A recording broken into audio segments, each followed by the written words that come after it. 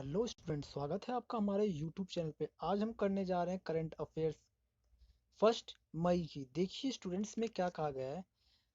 America ने corona virus से लड़ने के लिए US agency for international development के जरिए किस देश को और 23 करोड़ रुपए देने की घोषणा की है। तो इसका उत्तर है भारत।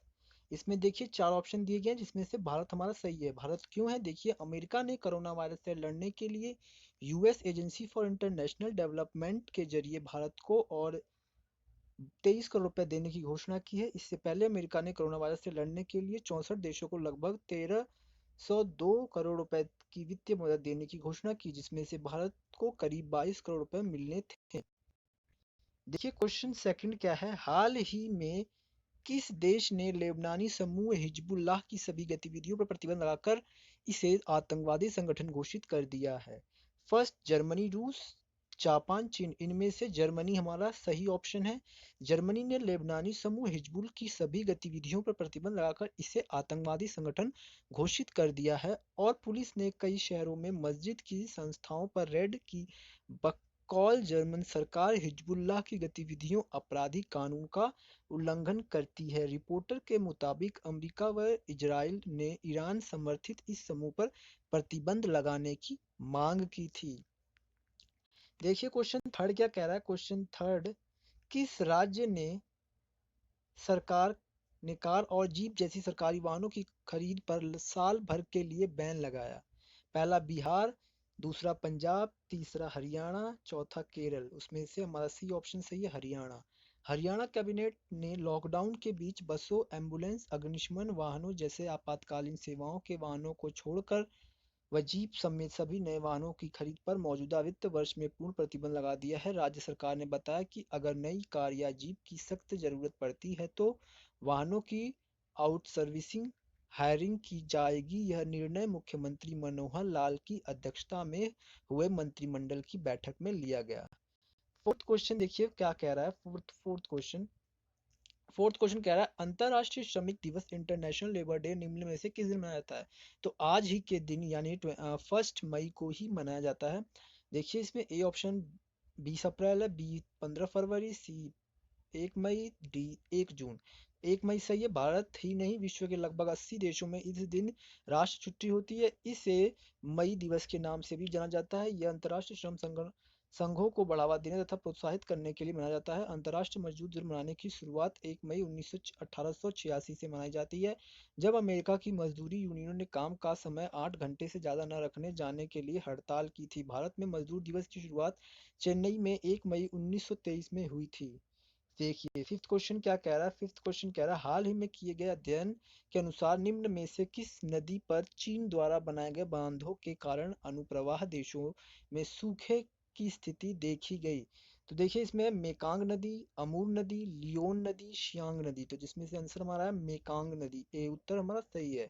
क्यों सही है? देखिए स्टूडेंट, यहाँ पे लिखा गया है कि यह अध्ययन बैंकॉक के सस्टेनेबल इंफ्रास्ट्रक्चर पार्टनरशिप और लोनर मैगानी इनिशिएटिव द्वारा प्रकाशित किए गए थे। इस अध्ययन को अमेरिका सरकार द्वारा वित्तीय पोषित किया गया है। अध्ययन से में कहा गया है कि साल 2012 में मेकॉन्ग नदी पर बनाए गए 6 बांधों के कारण नदी का प्राकृतिक प्रवाह प्रभावित हुए हैं तथा इससे अनुप्रवाह क्षेत्रों में सूखे की स्थिति उत्पन्न हो गई है। मेकॉन्ग नदी चीन से निकलकर म्यांमार, लाओस, थाईलैंड, कंबोडिया और वियतनाम तक बहती है। ओके, क्वेश्चन देखिए क्या कहा गया। सिक्स क्वेश्चन हमारा है, हाल ही में किस संस्था द्वारा जारी की गई एक रिपोर्ट के अनुसार कोविड-19 के कारण वर्तमान में विश्व की आधी श्रमिक आबादी के लिए अपनी आजीविका खोने का खतरा बन गया है? अंतरराष्ट्रीय श्रमिक संगठन, दूसरा है विश्व व्यापार संगठन, तीसरा है स्वास्थ्य संगठन और चौथा है कर्मचारी भविष्य निधि संगठन। तो इसमें से हमारा ए सही है, अंतरराष्ट्रीय श्रमिक संगठन। क्यों? वर्तमान में विश्व की कुल श्रमिक आबादी लगभग 3.3 बिलियन में से लगभग 2 बिलियन श्रमिक असंगठित क्षेत्र सेक्टर में कार्य करते हैं। कोविड-19 की शुरुआत के पहले महीने में ही इन श्रमिकों की मजदूरी में 60% तक की गिरावट देखी गई थी और वर्ष 2020 की दूसरी तिमाही में लगभग 1.6 बिलियन श्रमिकों के लिए अपनी आजीविका खोने की स्थिति बन गई है। अंतर्राष्ट्रीय श्रमिक संगठन प्रमुख के अनुसार यह आंकड़े दर्शाते हैं कि वर्तमान में वैश्विक बेरोजगारी संकट और इसके दुष्परिणाम आईएलओ द्वारा 3 सप्ताह पहले जारी किए गए अनुमान से भी अधिक गहराते जा रहे हैं। अब देखिए क्वेश्चन 7। क्वेश्चन 7 है 7 बजट पारदर्शी और जवाबदेही, budget transparency and accountability Bharat को कितने स्थान पर रखा गया है? तो इसका देखिए ऑप्शन ए 25, बी 50, सी 53 और डी 53। सी 43 है, तो देखिए इसका आंसर हमारा डी 53। यह बजट पारदर्शिता के स्तर को 0.0 बराबर 100 के पैमाने पर मापता है। इस सूची में न्यूजीलैंड 87 के स्कोर के साथ प्रथम स्थान पर है। यह सर्व अंतर्राष्ट्रीय बजट पार्टनरशिप आईबीपी द्वारा संचालित किया गया है। इस सूची में भारत को बजट पारदर्शिता और जवाबदेही के मामले में 117 देशों में 73वें स्थान पर रखा गया है। इस सर्वेक्षण में भारत की केंद्रीय बजट प्रक्रिया के लिए 100 में से 49 का स्कोर प्रदान किया गया है, जबकि वैश्विक औसत 45 है। इस सर्वेक्षण में सार्वजनिक संसाधनों का विवेकपूर्ण उपयोग करने के लिए सरकारी वित्त में उच्च स्तर की पारदर्शिता बनाए रखने का सुझाव दिया गया है। ओके स्टूडेंट, देखिए क्वेश्चन 8 क्या कह रहा है। क्वेश्चन 8 कह रहा है हमसे कि हाल ही में किस राज्य ने डिजिटल पेट्रोल और मोटर स्पिरिट के लिए कोविड-19 उपकर सेस लगाने की योजना शुरू की है? तो पहला नागालैंड, दूसरा है मणिपुर, तीसरा है केरल और चौथा है त्रिपुरा। तो इसमें से हमारा फर्स्ट आंसर सही है ए नागालैंड। क्यों? क्योंकि देखो कोरोना से लड़ाई के खिलाफ जारी जंग में देशव्यापी लॉकडाउन के कारण हुए नुकसान की भरपाई के लिए कोविड-19 सेस लगाया गया है। कोरोना वायरस के कारण लागू लॉकडाउन की वजह से नागालैंड सरकार की आमदनी प्रभावित हुई है, जिसके कारण राजस्व में आई इस कमी की पूर्ति के लिए राजस्व सरकार ने पेट्रोलियम उत्पादन पर उपकर लगाने का फैसला किया है। कोरोना संकट के बीच नागालैंड सरकार ने पेट्रोल और डीजल पर कोविड-19 सेस लगाया है। प्रदेश सरकार की ओर से जारी अधिसूचना के मुताबिक राज्य में पेट्रोल 6 रुपये प्रति लीटर और डीजल 5 रुपये प्रति लीटर महंगा हो गया है।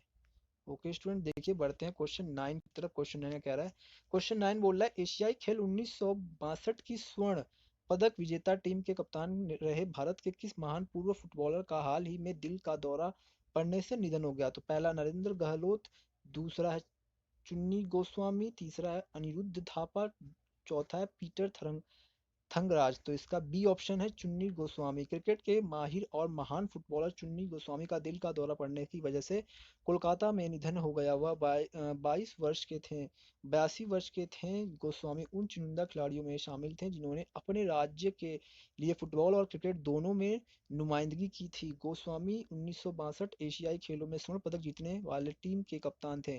बंगाल के लिए प्रथम श्रेणी क्रिकेट भी खेले थे। उनकी दोनों खेलों पर जबरदस्त पकड़ थी। देखिए बढ़ते हैं क्वेश्चन डी क्या कह रहा है हमसे। क्वेश्चन डी देखिए, क्वेश्चन डी कह रहा है हाल ही में किस देश को 21वीं विश्व मुक्केबाजी चैंपियनशिप की मेजबानी दी गई? नेपाल, चीन, रूस, सार्बिया। तो इसका आंसर है सार्बिया डी।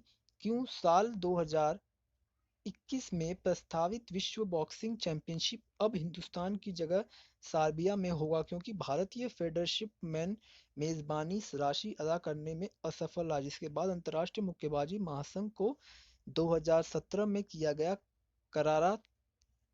करार तोड़ना पड़ा। ओके स्टूडेंट, अगर आपको हमारी वीडियो पसंद आई हो तो प्लीज़ हमारे चैनल को लाइक एंड सब्सक्राइब जरूर करें। आपको ऐसे ही रोज करंट अफेयर्स के 10 क्वेश्चन आपको इसी चैनल पे प्रोवाइड कराए जाएंगे, ताकि आप लोग अपने आने वाले एग्जाम्स की तैयारी बहुत अच्छे से इस समय कर सकें। Thank you for watching this video.